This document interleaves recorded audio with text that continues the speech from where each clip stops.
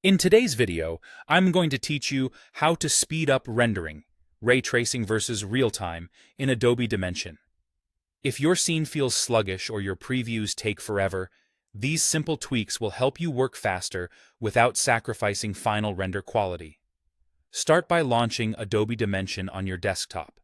Once it's open, either create a new document or open an existing project you want to optimize. The goal is to make your interactive viewport smoother so you can position objects, tweak materials, and light your scene without delay. Look to the top right corner of the viewport for the Render Settings icon. It looks like a small gear or palette in the viewport control bar. Click it to open the Render Settings panel. This panel controls how the scene is displayed while you work and how it will render at the end. Inside the Render Settings panel, locate the Real-Time or Real-Time Settings section. If you don't see the options you need, switch the mode to Custom so you can access more controls. Real-Time mode is designed for speed, using your GPU to give you a quick preview. Ray tracing, on the other hand, calculates accurate lighting and reflections for final output, but it's much heavier. We're going to optimize the real-time preview so navigation is fluid while keeping the final ray-traced quality intact. Turn off Enable Viewport Anti-Aliasing.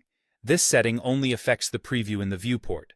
Disabling it removes the smoothing of jagged edges while you work, which significantly boosts performance and frame rate. Don't worry, this does not change the quality of your final render. When you export with ray tracing, Dimension handles its own sampling and anti-aliasing. If you ever need a smoother preview for client review, you can toggle it back on temporarily. Next, free up system resources so Dimension gets more of your CPU and memory. Right-click your taskbar and open Task Manager. On some systems, you can use an activity monitor tool to see what's consuming resources. Review the list of running applications and close anything you don't need right now. End tasks for unused apps only. Avoid stopping system processes or anything related to your project, and save your work before closing other programs.